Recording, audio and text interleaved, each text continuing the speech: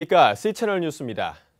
공신력 있는 기독교 단체를 사칭해 기성교인들을 검증되지 않는 성경 공부로 유인하는 사례가 잇따라 발생하고 있습니다. 이단 단체의 오랜 수법으로 알려져 있지만 피해 사례가 늘고 있어 주의가 요청되고 있습니다. 이인창 기자의 보도입니다.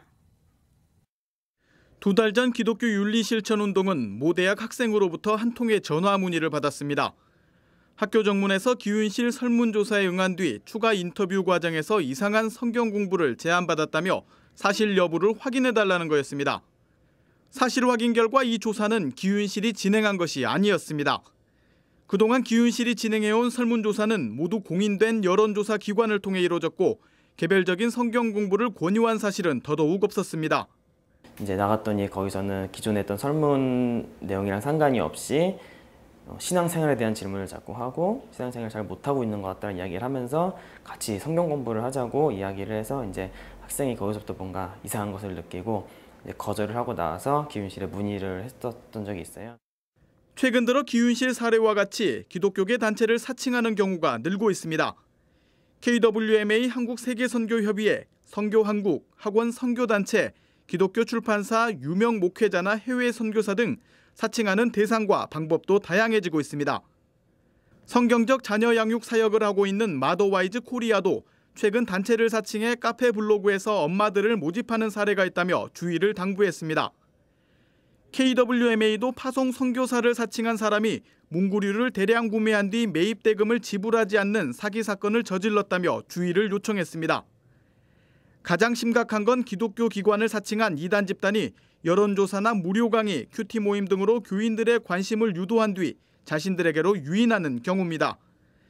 이단 전문 사역자들은 각종 이단 단체들이 기독교 단체를 사칭하고 있다는 증언들이 여러 경로를 통해 파악되고 있다며 기성교회와 교인들의 주의를 요청하고 있습니다. 그래서 경계심을 풀도록 하기 위해서 그렇게 이제 사칭을 하는 거죠. 그래서 결국은 쉽게 접근하고 또 접근해서 신뢰감을 갖고 미혹하기 위해서 그렇게 이제 사칭을 한다고 생각이 됩니다. 기독교 단체를 사칭하는 피해를 줄이기 위해서는 피해를 입은 단체들이 사실관계를 신속히 전파해야 합니다. 또 일선 교회들은 교인들에게 관련 사례를 지속적으로 교육할 필요가 있습니다. 무엇보다 교인들 스스로 이러한 일을 당할 경우 섣불리 따라가기보다 사실관계를 파악하는 것이 중요합니다. 해당 기독교 단체에 전화 한 통을 거는 것만으로도 진위 여부를 확인할 수 있기 때문입니다. 무엇보다 개인정보는 결코 알려줘서는 안 됩니다. 아주 정상적인 그런 공기관을 사칭한다. 그러니까 반드시 담임 목사하고 의논해서 성경 공부를 한다든지 아니면 그런 제안이 들어왔을 때 담임 목사한테 분명히 얘기해서 확인을 하는 것이 좋다고 생각됩니다. 기독교 단체를 사칭하는 범죄의 경우 1차적으로는 유인된 개인이 직접적인 피해를 입게 되고 사칭당한 단체는 공신력을 잃게 되는 이중의 피해를 낳게 됩니다. 지금이라도 철저한 예방을 통해 이러한 피해를 입지 않도록 주의해야겠습니다.